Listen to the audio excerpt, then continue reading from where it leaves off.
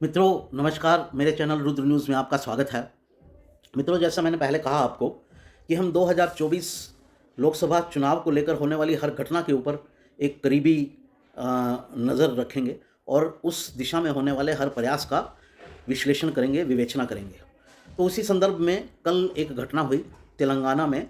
एक मोर्चे का लूज़ मतलब ढीला-ढीला गठन किया गया।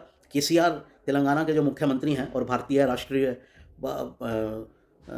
राष्ट्रीय समिति के अध्यक्ष केसीआर ने वो मीटिंग बुलाई और वहाँ पर केजरीवाल दिल्ली के मुख्यमंत्री, भगवंत मान पंजाब के मुख्यमंत्री, केरल के मुख्यमंत्री पिनारी विजयन शामिल हुए, सीपीआई के डी राजा भी शामिल हुए।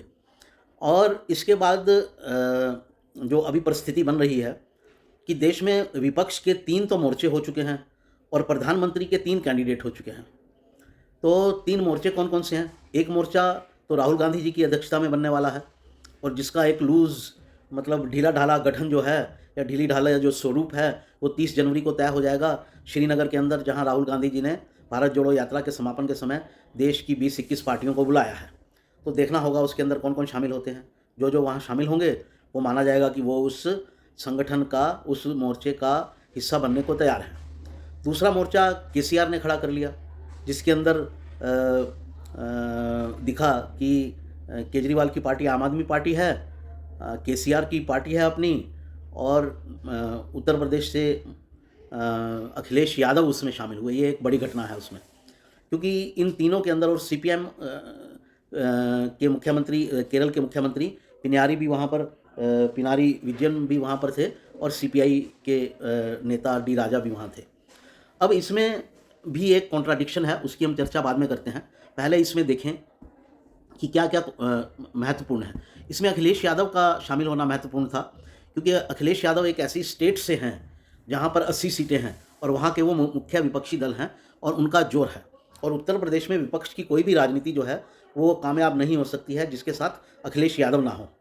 वहाँ की दूसरी बड़ी पार्टी मायावती ने पहले ही कह दिया कि वो अकेले लड़ेंगी।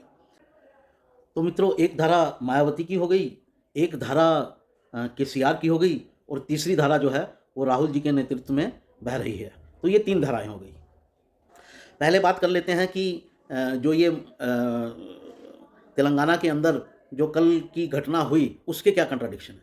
उसके कंट्राडिक्शन ये हैं कि प्राइम मिनिस्टर के 2 कैंडिडेट तो वहीं मौजूद थे।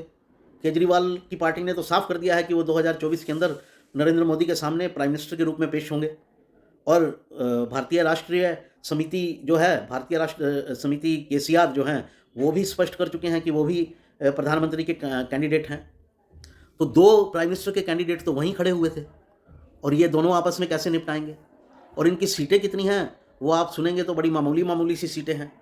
एचडी गौड़ा जो हैं, जो कर्नाटक की जो एक पार्टी है जेडीएस, जनता दल सेक्युलर, उसको देखकर ये सब जो हैं उत्साहित हो जाते हैं। वो 1997 के अंदर विपक्ष की जो सरकार बनी थी उसमें प्रधानमंत्री हो गए थे और उनके पास सीटें कितनी थी, मुझे 5 से भी मेरे ख्याल कम सीटें थी। तो उसे देखकर जो है ये लोग बड़े उत्साहित हो जाते हैं कि अगर वो प्राइम मिनिस्टर हो सकते हैं तो हम क्यों नहीं हो सकते। अन्यथा इनके पास सीटें इतनी नहीं हैं किसी के पास भी कि ये प्राइम मिनिस्टर का कोई दावा कर सकें। अगर सीटें किसी के आने का कोई सवाल भी बनता है जो आज की तारीख में नहीं है, जो कभी भविष्य में बनेगा, तो वो अखिलेश यादव का है।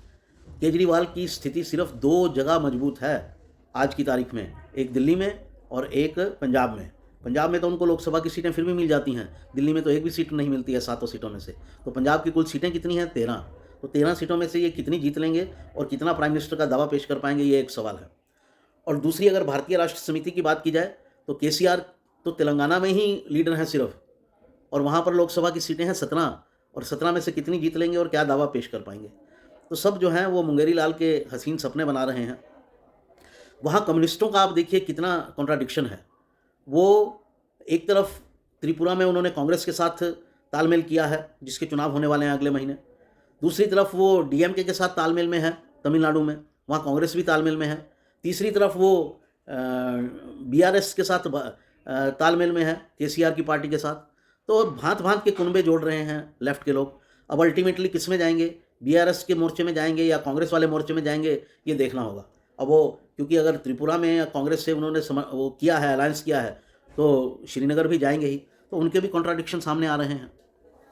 तो आज की तारीख में आज जो जब हम बात कर रहे हैं, 3 मोर्चे विपक्ष के साफ दिख रहे हैं और वो तीनों में 3 प्राइम मिनिस्टर के दावेदार दिख रहे हैं। एक राहुल गांधी, जो कांग्रेस पार्टी उनको बनाने में लगी है, और जैसे मैंने बताया एक केसीआर और एक केजरीवाल। अब इनमें 1-2 और भी लोग हैं जिनकी मंशाएं हैं प्राइम मिनिस्टर बनने की। एक तो हैं ममता बनर्जी जी, जिनके स्पोक्स पर्सन हर रोज़ टीवी पर बोलते हैं कि ममता जी बड़ी लीडर हैं, बड़ी लीडर हैं। अब वो चाह रहे हैं, उनको पता है अपने बूते पर तो वो बन नहीं सकती, इसलिए वो चाह रही हैं कि कांग्रेस पार्टी और पार्टियां उनको समर्थन दे दें और प्राइम मिनिस्टर के कैंडिडेट वो हों, ये उनकी इच्छा है। और दूसरे जो इच्छित व्यक्ति हैं वो हैं जेडीयू के नेता नीतीश कुमार, जिन्होंने बीजेपी से इसलिए समझौता तोड़ दिया कि इसमें रहकर तो प्राइम मिनिस्टर के दावेदार हो नहीं सकते हैं, कम से कम विपक्ष में हो सकते हैं, चलिए तो बीजेपी को साइड किया जाए और आरजेडी के साथ समझौता किया जाए। लेकिन अब उनको भी कोई नहीं पूछ रहा है। केसीआर उनके पास गए थे, लेकिन नीतीश ने उनको झटक दिया और केसीआर ने अब उनको झटक दिया, अपने जो सम्मेलन है उसमें बुलाया नहीं। तो कुल जमा क्रक्स ये है आज की तारीख में कि 3 धाराएं साफ हैं। एक मोर्चा केसीआर का, दूसरा मोर्चा राहुल गांधी का, और तीसरी धारा में मल्टीपल छोटी छोटी धाराएं होंगी, छोटे छोटे जो है नदियां होंगी, उनमें वो है इंडिपेंडेंट चलने वाली। जैसे मायावती जी ने कहा मैं तो इंडिपेंडेंट रहूँगी, बाद में देखूंगी जो होगा देखा जाएगा। तो प्री पोल तो इनके इकट्ठे होने का कोई चांस लगता नहीं है। पोस्ट पोल की स्थिति देखी जाएगी, क्या बनती है क्या नहीं बनती है।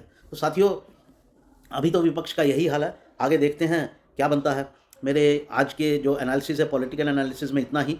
उम्मीद करता हूं कि आपको ये एनालिसिस पसंद आया होगा कि किस तरह से विपक्ष अभी तक तो बिखरा हुआ है, 2024 में एकजुट चुनौती नहीं दे पा रहा है नरेंद्र मोदी को। दूसरी तरफ नरेंद्र मोदी पार्टी के नेता घोषित कर दिए गए हैं। जो पिछले 2 दिनों में जो सम्मेलन हुआ पार्टी का, बीजेपी की राष्ट्रीय कार्यकारिणी की जो बैठक हुई, उसमें ये बता दिया गया कि हम नरेंद्र मोदी के नेतृत्व में ही लड़ेंगे। नरेंद्र मोदी खुद भी स्पष्ट कर चुके हैं। तो ये आज की स्थिति ये है। उम्मीद करता हूँ कि साथियों आपको मेरा ये एनालिसिस पसंद आया होगा। आप इसे लाइक करेंगे और शेयर करेंगे और मेरे चैनल की नोटिफिकेशन की बेल भी ज़रूर दबाएंगे, और नोटिफिकेशन तो सब्सक्राइब तो करेंगे ही करेंगे। नमस्कार साथियों, नए एनालिसिस के साथ फिर हाजिर होता हूँ। 3 स्टेट के चुनाव घोषित कर दिए गए हैं। कोशिश करते हैं कि वहाँ की वस्तुस्थिति आज की तारीख में क्या है ये आपको बताई जाए। नमस्कार।